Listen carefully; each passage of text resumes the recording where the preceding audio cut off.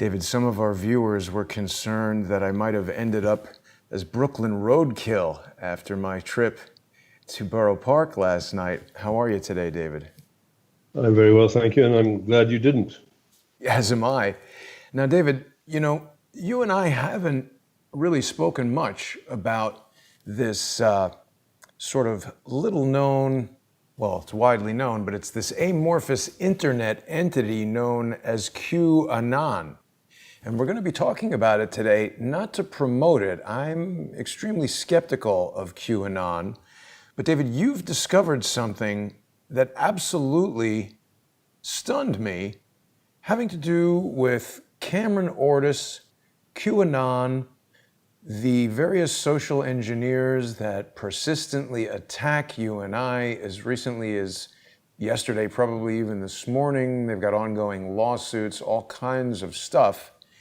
And I think we should start, David, by discussing this guy, Cameron Ortis. You and I have spoken about him quite a bit, but I know we always have new viewers joining us, and I want to make sure everybody knows we're going to be having our in-depth conversation, the sponsor-exclusive segment of the show, on subscribestar.com/reversecsi, patreon.com/reversecsi storyboards, and Subscribestar and Patreon/crowdsource the truth.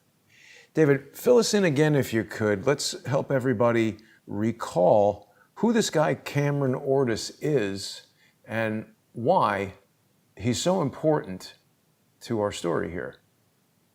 Sure. I believe Cameron Ortis will prove to be the most dangerous spy to have ever penetrated into the Five Eyes signals intelligence network. The Five Eyes is an organization dating back to World War II that puts signals intelligence for New Zealand, Australia, Canada, the United States, and the UK together. And it's built around this notion of a common communication electronics board, but I digress. So it turns out that this man, Cameron Ortis, was somehow fast-tracked into an extraordinary position. He's a civilian, into becoming the director of intelligence for the Royal Canadian Mounted Police, with access to top-secret information about operations around the world that may very well have involved the lives of agents in targeted countries who may have disappeared by now, for all we know, as a result of Cameron Ortis's activity. So he took his degree at the University of Northern British Columbia. I think it was history or political science or something like that. And then he defended his PhD at the University of British Columbia, where I believe a number of the alumni have played a major role in setting up what we've started to call, or at least we've applied this terminology, of parallel tracking, of parallel narrative attacks. And the word that we picked up from Cameron Ortis's PhD thesis, this idea of compromised nodes. Right, and that's what we're going to be focused on today, parallel narratives and compromised nodes. For a moment, David, just help us understand what this idea of a compromised node is. And we should also alert people that this terminology we first became aware of by scrutinizing Cameron Ortis's PhD thesis, which is titled Bowing to Queerness, Compromised Nodes and Cybersecurity in East Asia. Right. Well, it's quite an enigmatic title, and I hadn't heard of Quirinus before, so I dug him up, and he's a fairly senior god or cult figure in the formation of ancient Rome, Romulus, Remus, etc., etc. And he appears to wield a spear and have authority. That is to say, you go to Quirinus and you get authorized to do something, or presumably commanded to do something. So, very influential player in the early formation of Rome. And he's also, I don't know if he's identified, but you've got the picture there with this double-headed god, Janus or Janus. I don't know. I did a little bit of Latin at school. I don't know how you pronounce it, Janus or Janus. But either way, the interesting thing is, there you've got the combination Janus and Quirinus. And that, I think, that the two head facing in different directions, I think is very powerfully symbolic of, let's say, double cross operations or parallel narratives, because what that essentially means, and the BBC is the world exponent of this, dating back to World War II, is you plant one fake narrative with fake characters in the minds or souls of your enemy, so they follow a false track, and you keep the real characters and the real narratives to yourselves, so that your team, when it strikes, which is a very important word, as in 3 strikes and you're out, conceived by the combination of Bill Clinton and Kamala Harris, basically you strike your enemy where they least expect it, because their agents are actually working for you. So there were some marvelous, we've covered a lot of ground, with Operation Mincemeat and that sort of thing. And I'll come back to that. I've just watched a program about the sinking of the Tirpitz, where it looks like there was a parallel narrative inserted into the radar warning system the Germans used to defend the Tirpitz against an Allied bombing raid. But again, I digress. So coming back to Cameron Ortis. Wait, before you move off of the double cross, David, I want to make sure, because again, we always have new viewers joining us, and you've spoken quite a bit about the double cross system and this book by J.C. Masterman, who was a member of, was it MI6, David? Yes, he became a Don at Oxford, and then he was considered to be the chairman of the 20 committee. That's in Roman numerals XX, therefore double cross. And the essence of a double cross operation is you get your enemy's agents to start working for you, sending back disinformation to the enemy, and then you monitor the enemy's reaction to that disinformation to see if it's safely landing. And I think fast back to Cameron Ortis, what he's been doing in his entire career is monitoring the reaction of the Americans to double cross operations and seeing if he's able to insert these compromised nodes into the decision making of the United States Department of Defense and one or more of the 18 alphabet soup intelligence. And let me say this, I'm not a professional intelligence person, I'm an amateur, but I find it ludicrous that the United States requires 18 intelligence agencies to advise the president on anything. And the result, of course, is the president is not getting good advice because he's got turf wars and contradictions. Anyway, back to the double cross operation. So I'll give you one example which will help the new listeners to understand.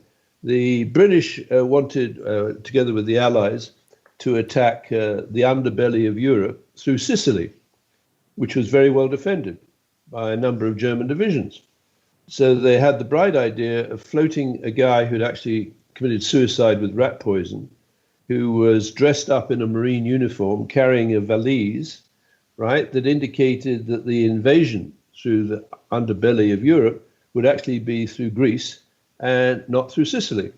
This guy was floated off a submarine. There's a wonderful film, The Man Who Never Was, which I think everyone should see if they're really interested in understanding how this works.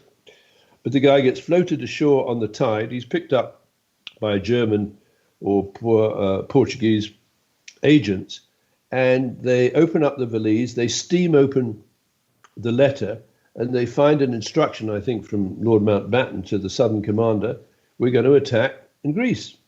So they move 30,000 men, or 3 divisions, over to Greece and kept them there during the war because they believed the attack on Sicily, when it emerged, was actually a feint, F-E-I-N-T.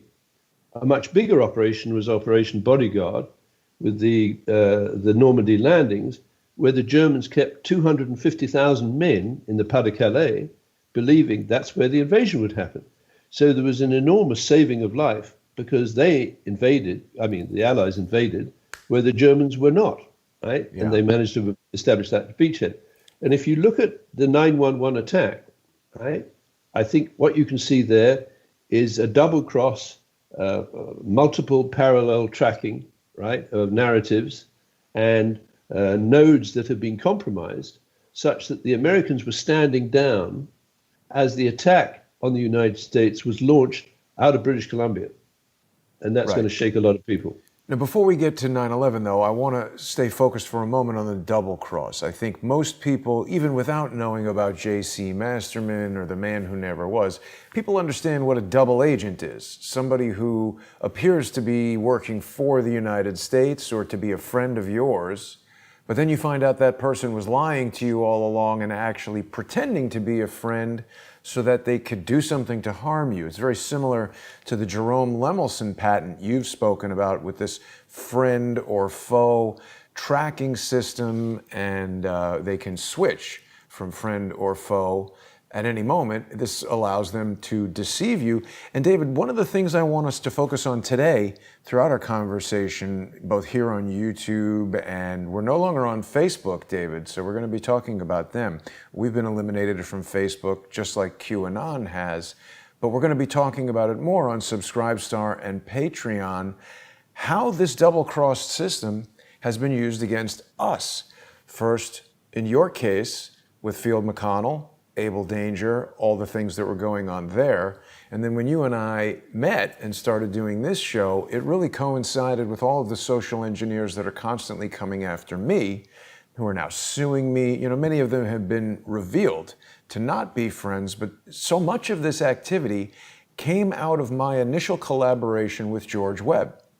Now, people who have joined Crowdsource the Truth more recently might not be aware of that collaboration, but I thought George was a friend and ally, but he's introduced me to so many people who have proven to not have my best interests at heart. Not only that, they've lied.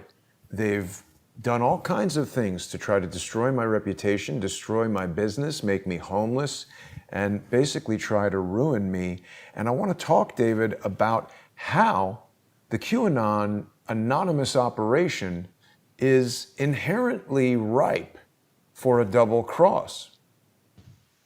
Oh, yeah, I mean, that's very well said, because if you look at the BBC and Google BBC and QAnon, the BBC is celebrating the demise of QAnon, at least on Facebook, by saying that the QAnon entity, which maybe we could describe it as a compromised node of people online. So it's not a human being, but it has this name QAnon, because what the BBC is saying, it is appropriate that Facebook shuts down the use of its facilities for QAnon, because QAnon is promoting the false narrative that the elites are controlled through pedophile trafficking rings, and that QAnon is also promoting the idea that the COVID virus is a hoax.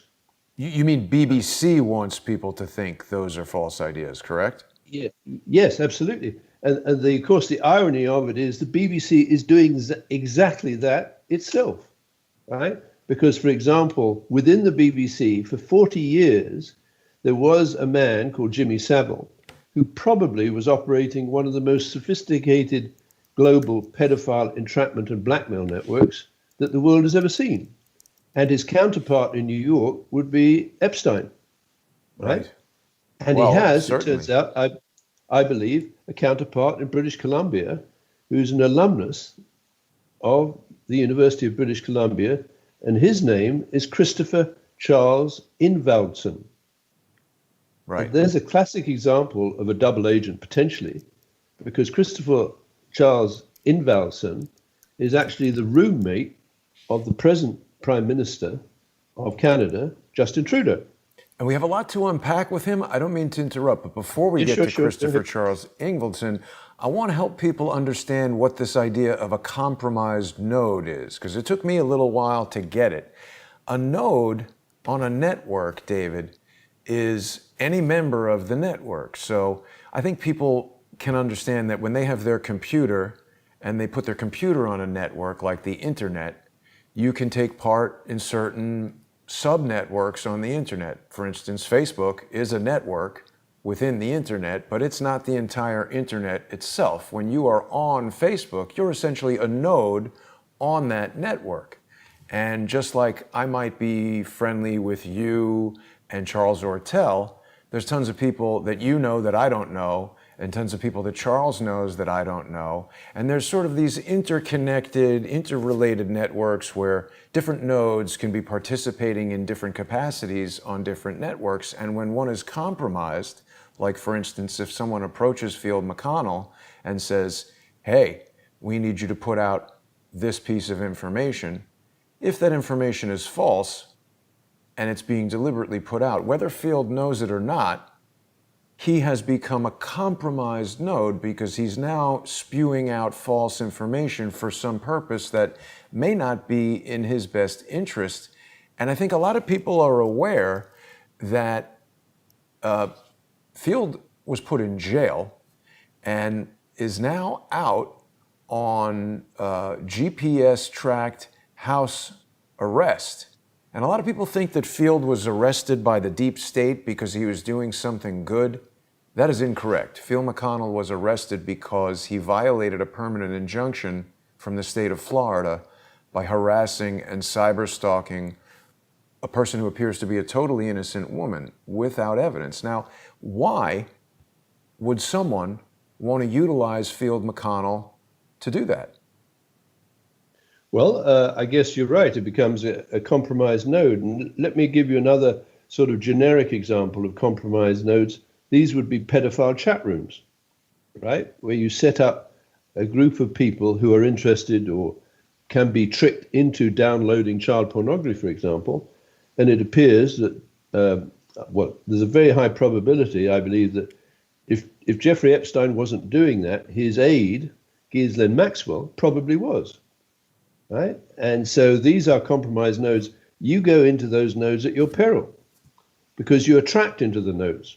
And one of the greatest trackers in the world of people through facial recognition technology and electronic bracelets and GPS, right, would be up here in Vancouver by the name of Oliver Buck-Revels. But I don't want to go too deep into that. Yeah, I want to stay on Field and Q. Yeah, I want people to get a clear picture of how these things are just remarkably related to what we've been looking at and talking about for the past several years here on Crowdsource the Truth and elsewhere, where you and I have been doing this kind of work. Specifically want to talk about Field McConnell, because David, you worked with Field for so many years, and it was basically right around the time that I came online. People may recall that George Webb went to meet with Field McConnell, and as I was told the story, they had some kind of big conflict and didn't like each other. I've recently come to wonder, what if that's not true? What if George Webb somehow planted some idea or started something where, Field and George perhaps were working together? There were all kinds of people at Able Danger. Craig Peterson, they were up to no good, publishing lies, republishing lies that other social engineers had put out. People are familiar with the dust-up between, Field, myself, you. It seemed like somebody was trying to create a problem where there wasn't one. And it's this question, was Field McConnell actually trying to help you get your message out and work with you? Or was he trying to keep you in a sandbox and prevent you from getting your message out? I also want to remind people, this article here in the Daily Beast, this is arguably mainstream media. It's owned by Barry Diller's Interactive Corporation, which also owns Vimeo, that recently started attacking some of our videos. This puts out the story that basically makes Field McConnell look ridiculous for associating himself with QAnon. So in certain regards, QAnon is a honeypot attracting curious people to it. And then once it reaches a certain critical mass, BBC, Facebook, Daily Beast, all of these different entities can conspire to make the public at large think it's a ridiculous thing, and anyone associated with it is also ridiculous. Yeah, it's the honeypot par excellence, or the sandbox, or I call it sometimes, I think of it as a fly trap. So all the public is left with is a whole bunch of dead flies stuck on the fly trap or the fly paper, right? While the people who are really behind these parallel narratives, which I think is the BBC, they move forward and they basically are congratulating Facebook, not in so many words, for shutting down a dangerous, subversive, fake, artificial reality character, which is QAnon. So It's really brilliant and extremely subtle and very hard to avoid the assumption that the BBC knows what it's talking about, right? Now, the BBC knows exactly what it's doing. And curiously, when you read the abstract of that paper by Christopher Charles, by Ortis, Cameron Ortis, what he says was, and this was the time he was defending his thesis, I think 2006, he was saying the internet is being thought of as a useful means of communicating, but not of long distance action. Well, I think this guy Ortis, he's a very bright guy, quite obviously, and he's got some really interesting and dangerous connections. But I think he is probably the single most important player on deploying the compromised nodes of the internet for action at a distance. And by that, I include contract hits. Because well, before we get to contract hits, though, I want to really draw this connection in people's minds, David. Action at a distance is critical. And there's a lot of action at a distance that's been happening with these social engineers, these lawsuits, the strikes on YouTube and Vimeo, taking things down, trying to stop the progress of crowdsource the truth. And again, this is not in my mind. You'll recall, David, you and I have spoken many times about the raid at StarNet Communications. One of the first articles that I found about that was this 1999 article from Newsweek. Curiously enough, Newsweek and the Daily Beast are owned by the same company. It's Daily Beast Newsweek Media or something like that. And this Newsweek, this was all under the umbrella of the Interactive Corporation. So, I mean, we're not imagining this. These are all companies that are owned by and have board members who know each other and have worked together and sold major corporations to one another. And we've been talking about this stuff for 2-3 years. Then all these social engineers, people using fake names who we don't know, putting out fake stories about us. They don't present themselves with their real names, and they don't come out and make a YouTube channel with evidence and showing their faces and things like that. They just want to throw mud at you and I.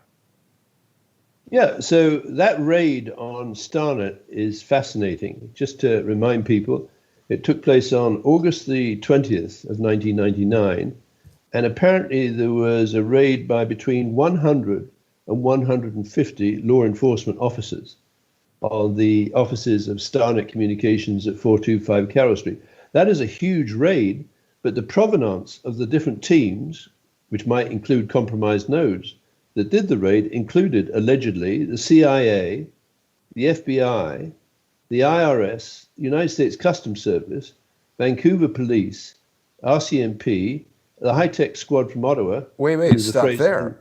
RCMP. This is what's so important about it, because Bob Paulson, who was the head of the RCMP, actually participated in this raid, and he is the guy who promoted Cameron Ortis to the director of intelligence of the RCMP. Isn't that right? Yeah, together with Justin Trudeau. Under Trudeau's prime minister administration. Yes. So Trudeau would have had a major role in putting that guy in a position where he could set up compromised nodes within the target decision-making ability of the Five Eyes countries. But going back to that raid, the interesting about the raid is, now, let me back up. StarNet Communications was alleged to have been engaged in the production and distribution of hardcore adult and child pornography, right? Emphasize, hardcore child pornography. Now, let me just riff on the citizens of BC. I love living in BC. I'm proud to be here, etc., etc. But any citizen that says that problem is solved when the raiding team takes away all the evidence of hardcore adult and child pornography, right, and online gaming or sportsbook gaming in 60 countries, where is that evidence now? Because just think of who's been involved, who's been filmed, let's say down in the basement of StarNet Communications, doing disgusting things to a child or a woman, right? Maybe extending what went on out to the pig farm. Who's got that information? Because that allows you to compromise your node, because whoever appears on those images, right, is now, I would allege, owned for the rest of their life if they have been seen or filmed doing disgusting things to a child, even killing it. So the loss of evidence, actionable evidence to the judiciary in Vancouver or British Columbia and sending it somewhere else, let's say it's on the cloud, right? Maybe it's in the Internet Movie Database. That is to say, there are people with access to the original film, right, who can then put a call through to someone who went perhaps in good faith, they thinking that, I don't know, they were booking a room to do a little, I don't know, pornographic movie that was legal. That is to say, pornography is legal, right? So, and then they're owned for the rest of their life. So they appear in public, let's say the Prime Minister of Canada, or some of these senior people like Ortiz, but unbeknown to the public at large, they're owned and controlled by a dark force or a parallel narrative or a compromised node, and their behavior then is taken over by people who are not interested in your future, the citizens' future, the children's future who have been damaged. So you've got an extraordinarily... Go ahead. Well, so the RCMP took this thing out, and that was very important. That was 1999. However, what we found out in 2018 was that separately, the FBI busted this international criminal ring of drug traffickers, organized crime that was involved in murder for hire, human trafficking. This was Phantom Secure, a company that was hardware modifying BlackBerry phones for encrypted, untraceable transmissions, communication between these phones. And Cameron Ortiz was directly involved in this, funneling information to the Chinese. And the thing that becomes so interesting with regard to QAnon, the social engineers that have constantly berated you and I, George Webb, all this and that, people will recall that George Webb, for a long time, when I met him, he was talking all about Blackberries, and he wanted everybody to think that Imran Awan was the king of Blackberry hacking, and he never said anything about or knew anything about Phantom Secure. Now, perhaps that was an oversight, or he just didn't know, or perhaps Phantom Secure wanted people to be constructing a parallel narrative that Imran Awan was hacking Blackberries, and that perhaps the Secretary of State Hillary Clinton, instead of getting Blackberries that were modified for criminal communication, she was just buying them on eBay because she preferred the old keyboard. That is not a very believable story in my view, David, and I think that people's minds are going to be blown when we make this next connection. So let's go back, if we can, for a moment, David, to Cameron Ortiz's PhD thesis, the title of it, and I want to explore this character, Quirinus, a bit more, because I never heard of it before you brought it to my attention, and we've learned some remarkable things about it as it pertains to QAnon. Yeah, well, Quirinus in the Roman times was an authority sort of cult figure associated with the founding of Rome, you know, Romulus and Remus, and eventually it sort of died away. What intrigues me is that this guy, Cameron Ortiz, maybe the right phrase is he appears to be quite learned, right?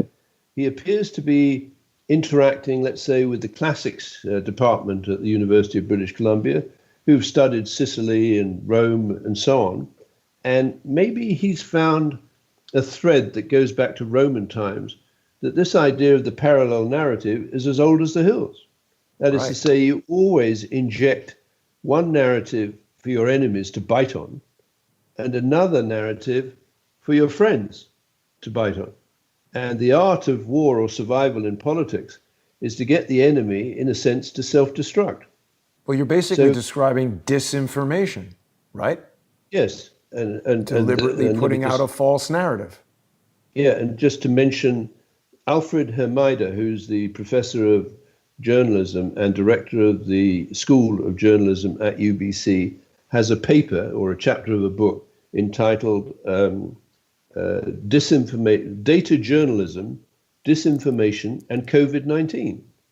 So this man is very familiar, particularly because for 4 years he ran the news desk of the BBC, the online news desk of the BBC, from 97, 98, 99, 2000, and 2001, when some extraordinary events were taking place around the world, and presumably the news was coming in, or the data was coming in from crime scenes like the USS Cole into the news desk, and he or his colleagues or associates were selecting which parts should appear on the news and which parts should be buried, right? That is to say, when you run an online news desk for an organization like the BBC, you have the opportunity to inject parallel narratives and send your enemies in the wrong direction, right? And make sure your friends are ready to pounce at an opportunity as they occur. Yes, and I would argue that the information that George Webb was putting forward about Imran Awan's BlackBerries was deliberate disinformation, a parallel narrative, I believe, intended to protect the members of Phantom Secure, whether he knew that or not. Now, the other thing I want to let people know about queerness, I'm sure there are scholars out there who know a lot more about it than we do. We've only been looking into it for the past few days, but it's, from what I can read, when the founder of Rome ascended to the gods, I guess when he died, he became a deity himself, and that is queerness. A lot of the writing about queerness says that it's one and the same with Mars, the god of war, and it's also confused for or related to Janus, this two-faced god that, well, let me just get right to the point, David. In researching what we are presenting today, I was looking up Janus because I was fascinated by this concept of queerness and what it all meant. And it's interesting to note, David, that there is a sculpture of Janus in the Vatican. There's a photograph of it right here. And look at the number at the base of Janus. 17.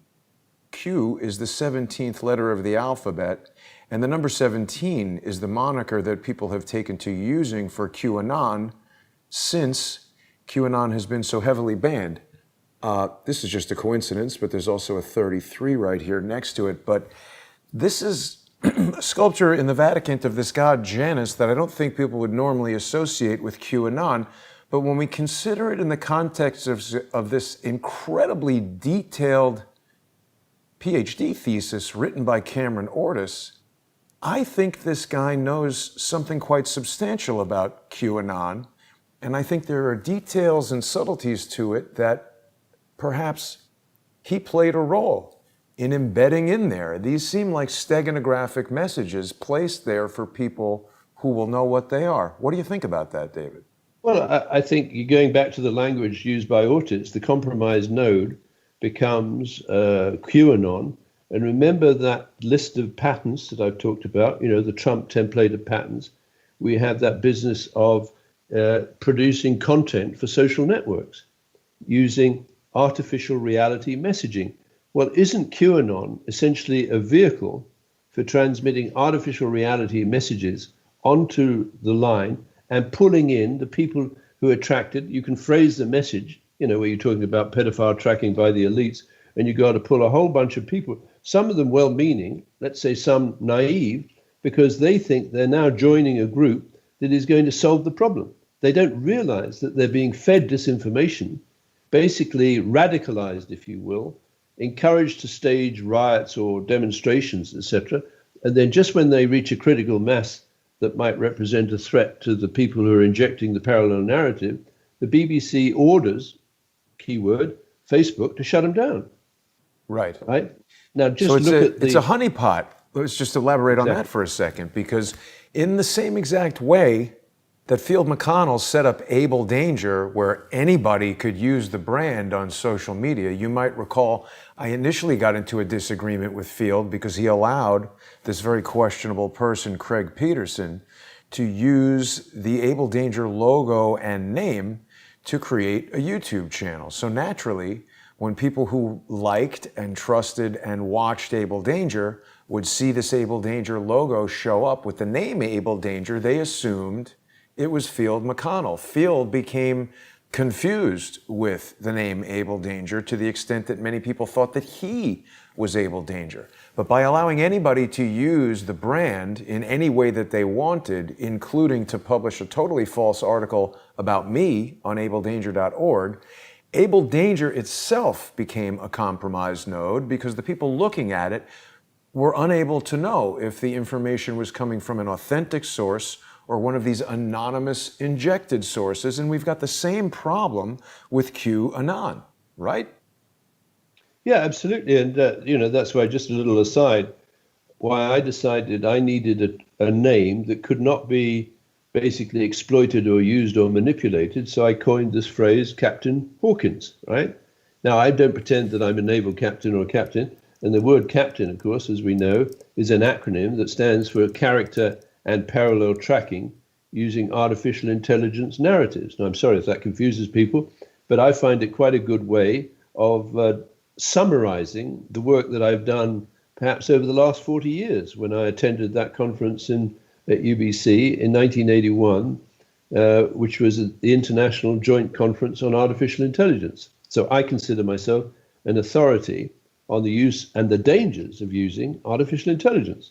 But anyway, coming back to Captain Hawkins, what I'm inviting people to do is to adopt that moniker, if you will, call it an avatar, and start analyzing some of these issues, like why did Hillary Clinton commit so extensively to BlackBerries, which may have been modified and may have given a backdoor into Hillary Clinton's mind, God forbid, right, that would actually result in understanding what the Secretary of State was doing at incidents such as, the Benghazi raid. Right? But I really want to keep people focused on this link between Cameron Ortis, Quirinus, Janus, this internet entity known as QAnon, and all of the people that have shown up when we try to talk about it and expose it. I'm talking about Patrick Berge, who told us about internet interactive activities. This is a guy who worked for Jim Jones. Jim Jones worked with Michael Flynn. A lot of our comments here are saying that, Q is Flynn. We're not here to decipher Q or figure out who Q is or anything. We're just pointing to things. David, you didn't write this PhD thesis. Cameron Ortis did. And Cameron Ortis selected the totally bizarre title, Bowing to Quirinus. And he's talking about compromised nodes and cybersecurity. Certainly people, whether they love QAnon or hate it, it's basically seen as an element in a cyber war. It's happening online. And it's talking about, I'm not really interested in following Q. I don't like these things where people say, oh, there's a lot of good information in there, so it's good. I want people to be aware that these double-cross operations exist. And that's not to say that you should ignore a double-cross operation, but you should be very skeptical of anything coming out of it. A lot of people talk about how, future predicts past or whatever. This Janus, God that has the number 17 on it at the Vatican, there's something here where it's talking about the two faces are looking to the future and the past, David. So that, it definitely seems like this is not an accidental association. And the fact that Cameron Ortis is so closely associated with these BlackBerries, and that the BlackBerries were used for encrypted criminal activity, and that there's a parallel narrative about the BlackBerries. Do we really believe that Hillary Clinton is buying used BlackBerries from eBay because she likes the old keyboard, and that she's so compromising the security of the United States State Department just to have convenience? I don't believe that, David. No, absolutely. So I think it helps when we're talking about the creation of parallel narratives and compromised nodes, just to look at a quick bit of geography. We've talked about what's going on in Richmond, British Columbia. So Phantom Secure offices were in Richmond, British Columbia. Now, how close they were, remember, it's basically an online facility for a criminal group, 20,000 strong around the world, equipped with these modified BlackBerries. So maybe it's set up in Richmond, British Columbia, but it's acting through the online offices of an outfit like Maxar. And that gives it a global reach, right? So Maxar, which is one of the world's leading systems integrators with access to all of the satellite signal processing data, could enable the Phantom Secure network to deliver action at a distance, including contract killing, right? So now, what else is in? Remember that the PhD thesis ends in the title East Asia. In Richmond, you have the highest population of ethnic Chinese, and I don't want to suggest there's anything to do with racism here. What I am saying is I believe the ethnic Chinese become targets for extortion and blackmail within a compromised node.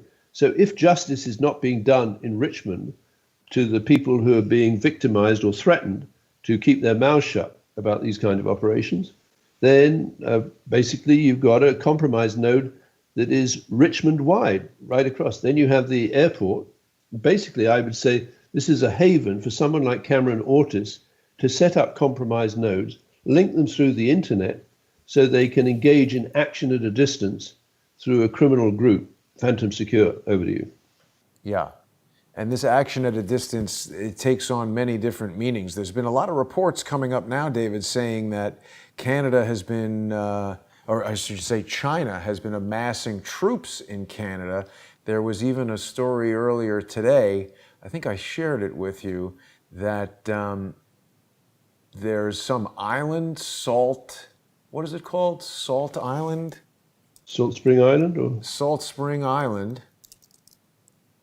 And China is apparently amassing troops there for a potential invasion.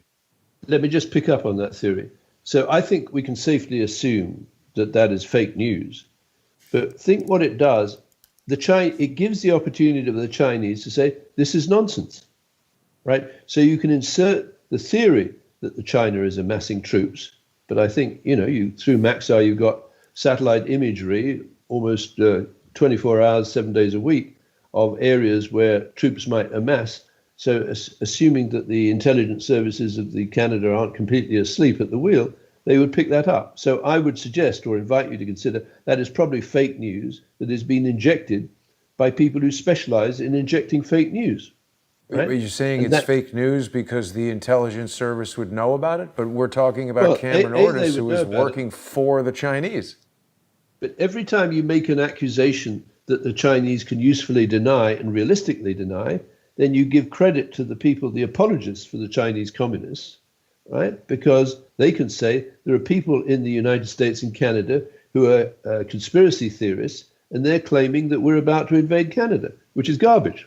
It is always a danger. And I mean, again, this is, I saw this on the Hal Turner radio show. I don't know where he got this information from, but it just struck a chord with me because you had told us about how large the Chinese population is in Vancouver, British Columbia.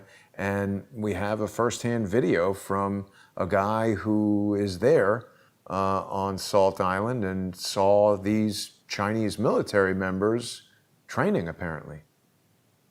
Yeah, well, anyway, that's anecdotal.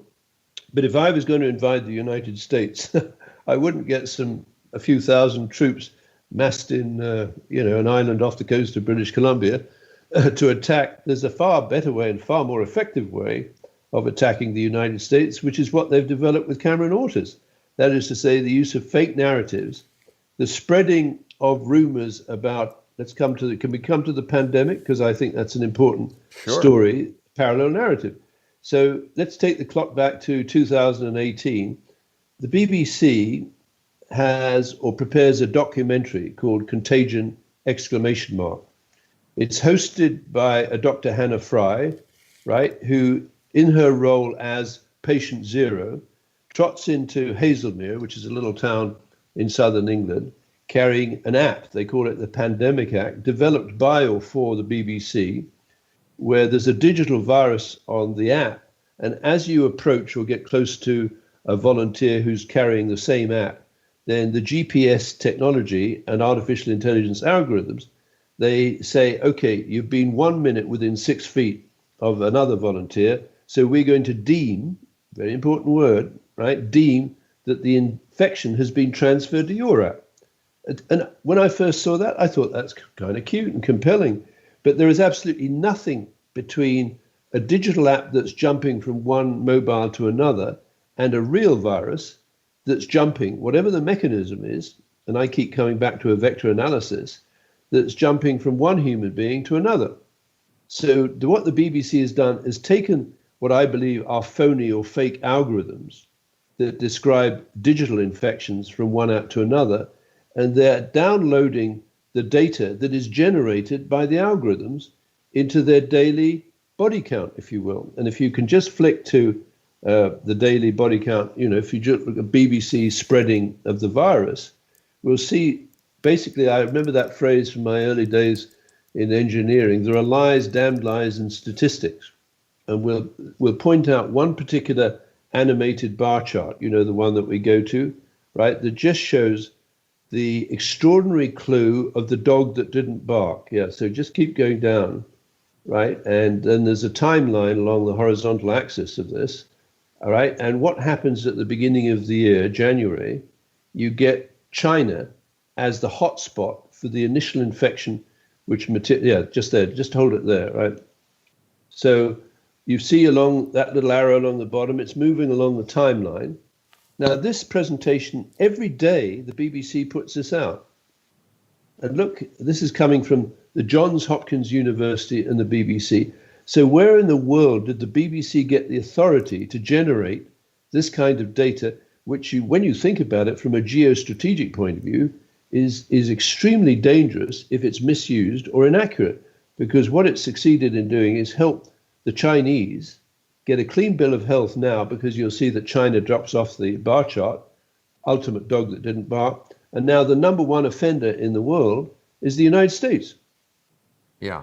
Right? Now, David, along the lines of what you were saying before, you may be correct that Salt Island may be fake news. One of our viewers in the comments says the video is 2 years old. So they're always injecting these parallel narratives to throw us off the trail. Right.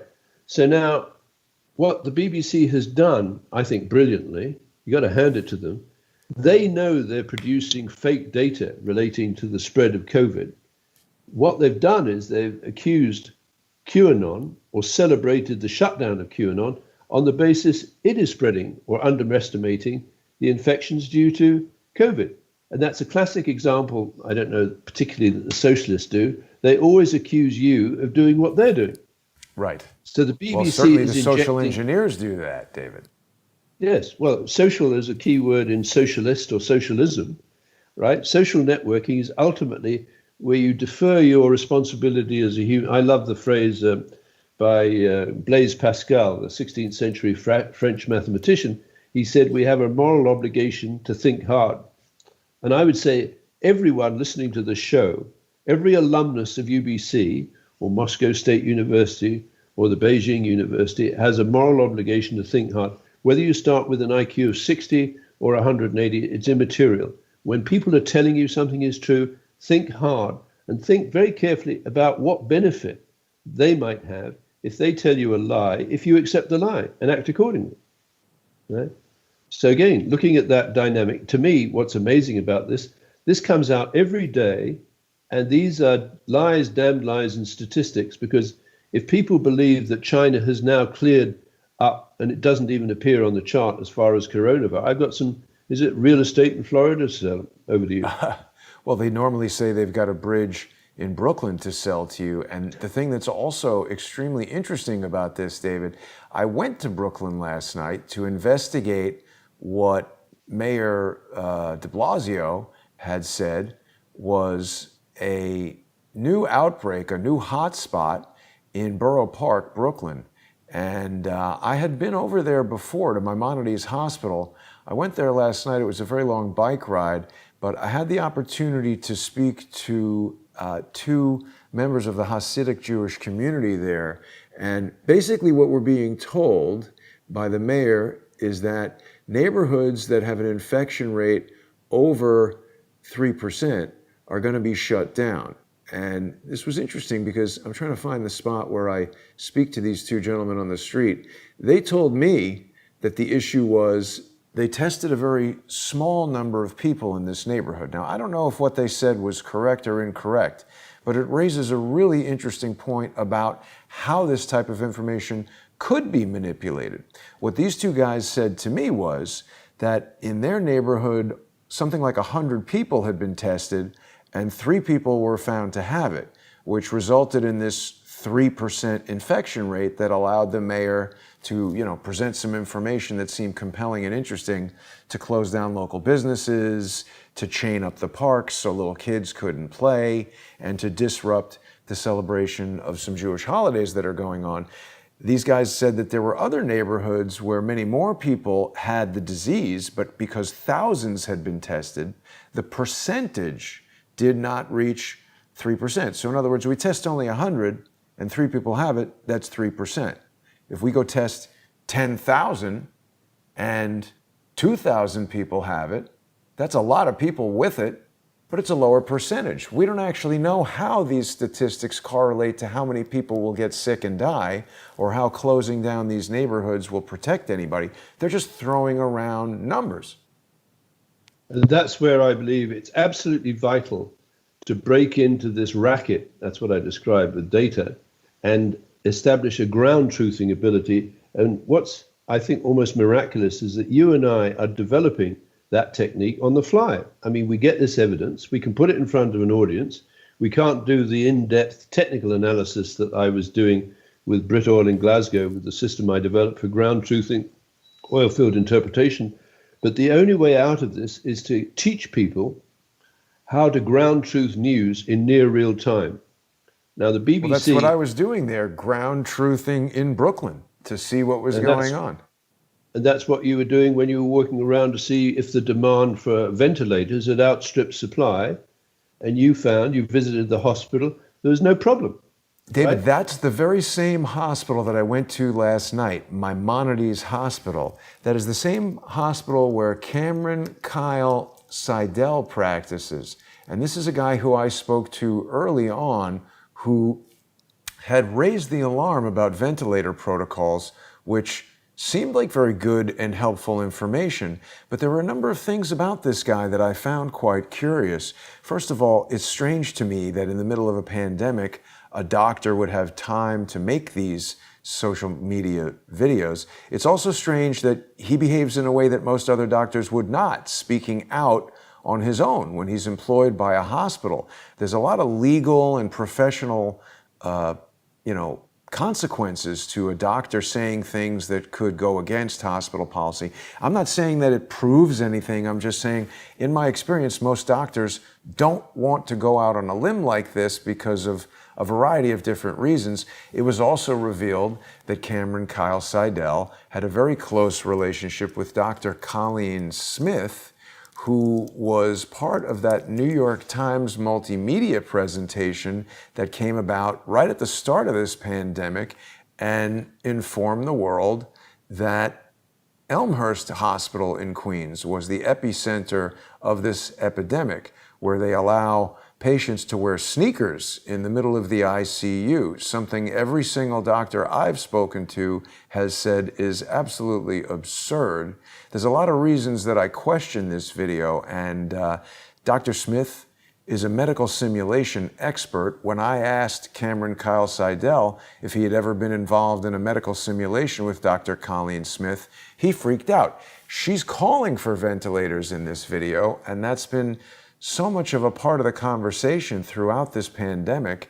I don't have answers to these questions, David. I'm just asking these questions, but we should also remind people that when that multimedia presentation was made, Mark Thompson was the CEO of the New York Times, and one of his key things that he wanted to do was to create a digital strategy for the New York Times.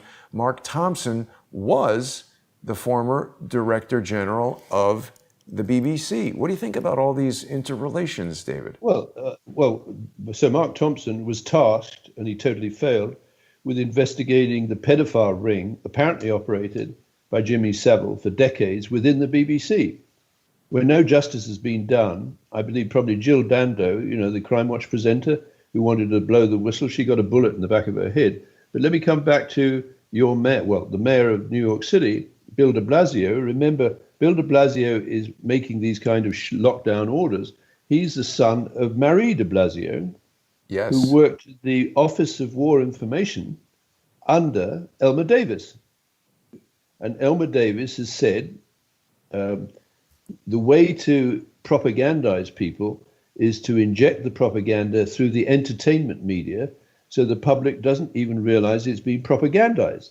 So I believe now QAnon, in a sense, was a kind of entertainment honeypot, if you will, generating some kind of narrative for consumption, attracting people who are prone to believe in conspiracy theories. And when they have a critical mass, the BBC has identified a whole group of people who can be isolated from the communication network by shutting down on Facebook. Right. So they attract everybody to it. Facebook is certainly a place where many people were looking at and participating in these online QAnon communities, and they get everybody in there and then they crash it down.